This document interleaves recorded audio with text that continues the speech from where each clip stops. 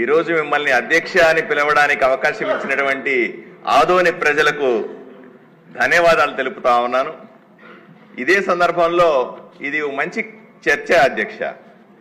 కేంద్ర ప్రభుత్వం రాష్ట్రానికి గత 5 సంవత్సరాలుగా ఎంతో పెద్ద నిధులు ఇచ్చినప్పటికీ కూడా అవి పక్కదావ పట్టించడం అనేది చాలా దారుణమైన విషయం అధ్యక్ష. కేంద్ర ప్రభుత్వం రాష్ట్రంలో సుమారుగా 142 పథకాలను అమలు చేస్తాం.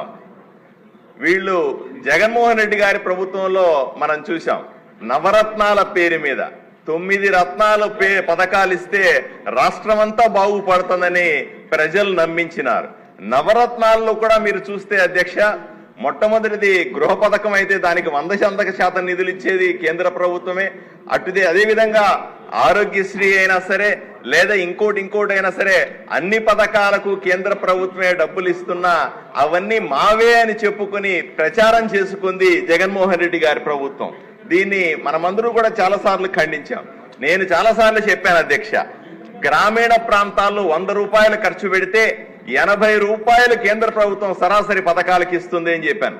నేను ఒక్క విషయాన్ని మీ దృష్టికి తీసుకొస్తాను అధ్యక్ష, మంత్రి గారి దృష్టికి కూడా తీసుకురావాలి. నా ఆదోని నియోజకవర్గంలో అధ్యక్ష, కేంద్ర ప్రభుత్వానికి సంబంధించినటువంటి పథకాలు డబ్బులు ఎన్ని వచ్చినా సరే రాష్ట్ర ప్రభుత్వానికి సంబంధించిన 10-20% గ్రాంట్లు కూడా ఇవ్వకపోవడం వల్ల అన్ని వెనక్కిళ్ళిపోయినాయి అధ్యక్ష. ఉదాహరణకి సమ్మర్ స్టోరేజ్ ట్యాంక్ నాశనం అయితే అది పాడైపోయిన ఒక వాల్ పూర్తిగా పడిపోతే 80 కోట్ల రూపాయలు కేంద్ర ప్రభుత్వం ఇస్తే కేవలం 10 కోట్ల రూపాయలు రాష్ట్ర ప్రభుత్వం ఇవ్వలేకపోవడం వల్ల ఆ డబ్బులు వెనక్కి వెళ్లాల్సిన పరిస్థితి వచ్చింది అధ్యక్ష.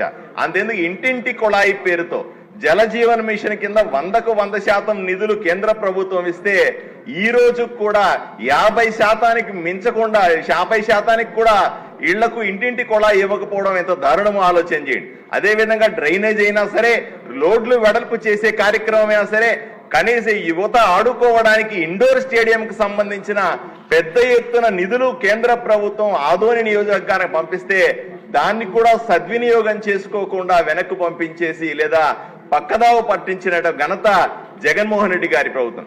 ఈ పొరపాట్లు మళ్ళీ జరగకుండా ఉండాలని గ్రామీణ ప్రాంతాల్లో నరేంద్ర మోదీ గారు నేరుగా ఇచ్చేటువంటి డబ్బులు సర్పంచ్ నిధుల నుంచి పక్కదారి మళ్లించకుండా చూడాలని మనం ఎన్నోసార్లు విన్నవించుకున్నాం. అది జరుగుతుందని ఆశిస్తా ఉన్నాం. ఈ ఆగస్టులో సర్పంచులకు ప్రత్యేకంగా నిధులు రాబోతా ఉన్నాయి. వాటిని సద్వినియోగం చేసుకుంటాం అధ్యక్ష. అదే సందర్భంలో మన ప్రభుత్వంలో, కూటమి ప్రభుత్వంలో ప్రజలకు కూడా మనం ధైర్యాన్ని కల్పించాల్సిన అవసరం ఉంది. కేంద్ర ప్రభుత్వం నుంచి వచ్చే నిధులను పక్కదావ పట్టించాం, ఎట్టి పరిస్థితిలో దుర్వినియోగం చేయం, వాటిని ప్రజలకు సక్రమంగా వినియోగిస్తామనే విషయాన్ని మీ ద్వారా ప్రజలకు కూడా హామీ ఇస్తున్నాను అధ్యక్ష. నరేంద్ర రామరాజు గారు.